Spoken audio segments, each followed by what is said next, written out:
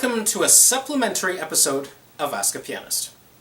My name is Andrew Aarons, and today I'd like to discuss a rather tough subject, but one definitely worth addressing. The majority of the piano canon that is performed today consists of music that is centuries old. When we combine hundreds of years of performance practice with the best academic research available today, it is possible to come to good, solid conclusions about musical interpretation, sometimes even on a piece-to-piece basis.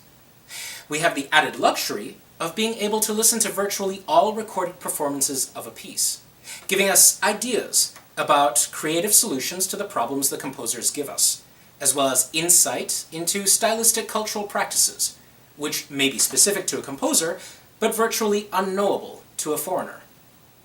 These are all great things, and certainly we've never before been able to instantaneously tap this wide-ranging and diverse knowledge base in the history of the world. But this does lead us into a problem that is essentially the logical end result of having all this information at our disposal. Before I get to the problem, let's look at the procedure and understand why the problem will manifest itself with certainty. Let's say that we're playing a piece by Mozart.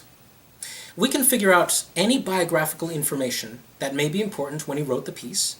We can determine the proper style and phrasing from historical and academic sources. We can figure out how it should sound by experimenting on forte pianos of the period and adjusting the modern piano approach to take into account the idiosyncrasies that exist. We will do all of this with the hope or intention of creating an interpretation that is informed, that does not fall into the trap of being stylistically or aesthetically incorrect due to our individual emotional needs as a performer. But if modern performers all have access to the same information, and they go into it with the same good intention, then this will lead eventually to many modern performances which sound the same on the most general level, and even on some specific levels. Certainly, performers would be playing the same notes, with the same crescendi and decrescendi, at about the same tempo too. The subtle differences would probably be accounted for in areas like sound quality, or pedaling, or character and grace. As a general function, we could say that this is a good thing.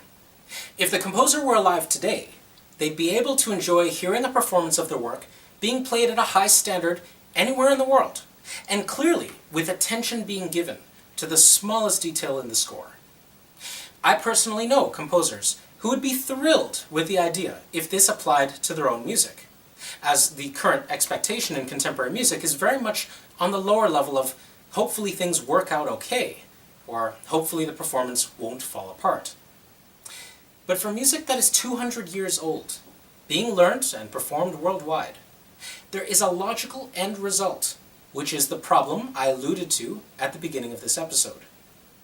If our performances all start to sound the same, how do we inject individuality into our own performance such that we differentiate ourselves from other pianists? Furthermore, should we? Modern society is very predictable in certain areas regarding behavior. We love things that are new, and we get bored easily. As soon as there is an abundance of similar sounding performances recorded, there is always a new push by the mainstream music industry for originality, regardless of the musical consequences. And it is understandable. It's far easier to sell tickets for a concert that is going to feature something never heard before. There's a novelty to it. There's social collateral for the audience members who can brag that they were there. And of course, there's automatic interest because the experience cannot be predicted beforehand. When applied to the traditional piano canon, then we get the familiar situation of an audience going to see a performer rather than going to hear a composer's work. The importance is placed on what the performer does differently and uniquely to the piece, rather than having the focus be on what the composer has done with the musical material. In short, the new interpretation of an old piece is what keeps the attention of an audience that is familiar with the music already. And occasionally, this is justified by the phrase, keeping the music alive. The hidden implication here being that if we played the piece perfectly, then it would die, because we've heard that before. This is where things get problematic. If we've created an interpretation that follows all the rules and traditions, then we've essentially brought the score to life as it was intended, at least given the information that we have. In order to differentiate our interpretation from the model, we have to change something. This can be subtle, for instance, in the realm of sound production, or it can be gross, like in the realms of tempo, rubato, pedaling, etc. The greatest difference we can make is in terms of the overall style and aesthetic. If we play Bach with levels of rubato we'd normally find in Chopin, or if we play Debussy without pedal, we get a situation that is contrary to the current understanding of this kind of music, and thus exciting and new.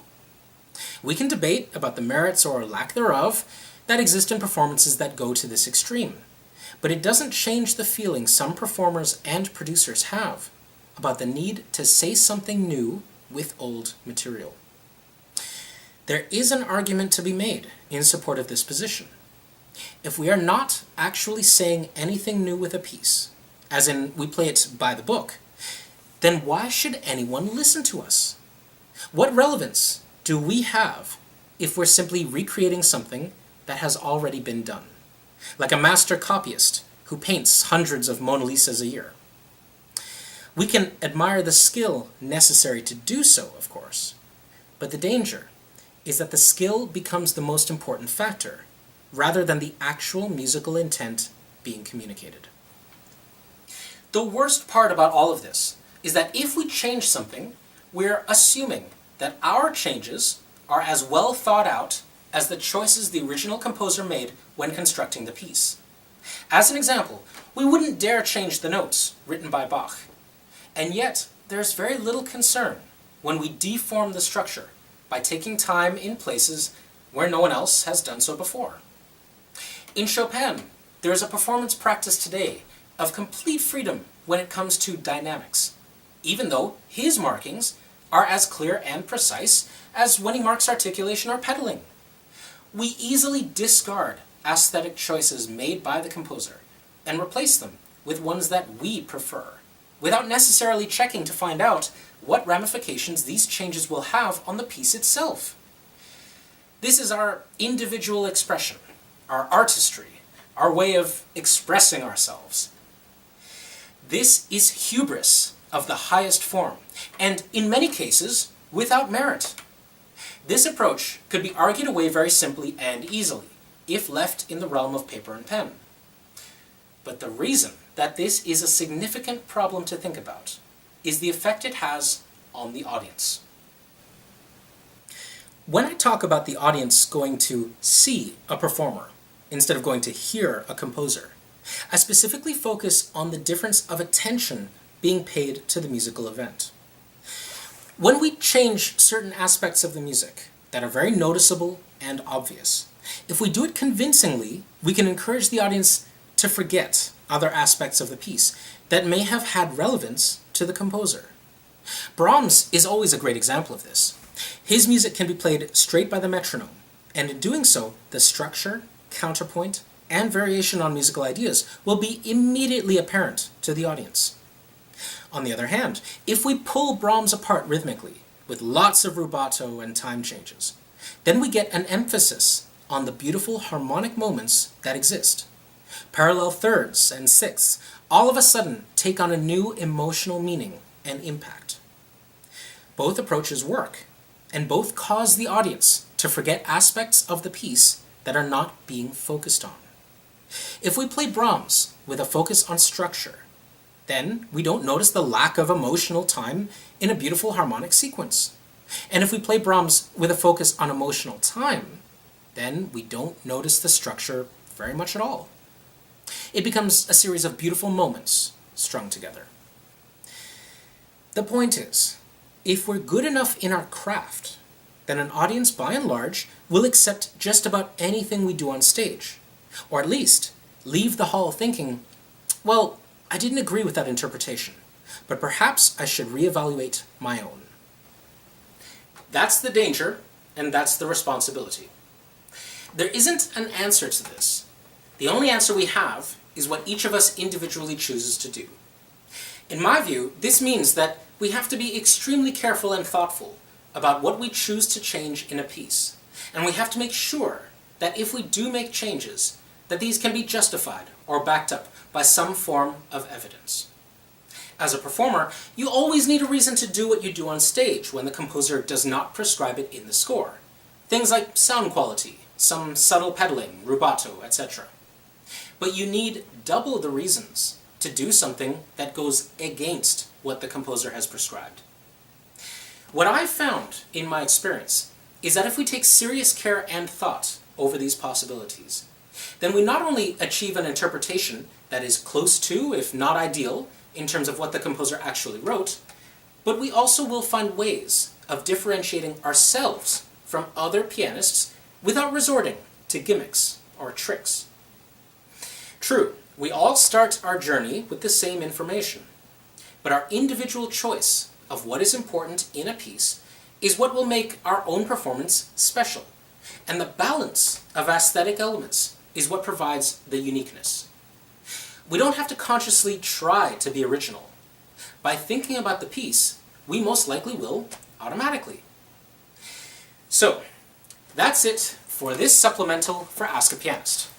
Until next time, keep on making music, and please resist the siren song that calls out to us saying, "Be original, be original." If you really think about what you're doing, then you will be anyway. Bye for now.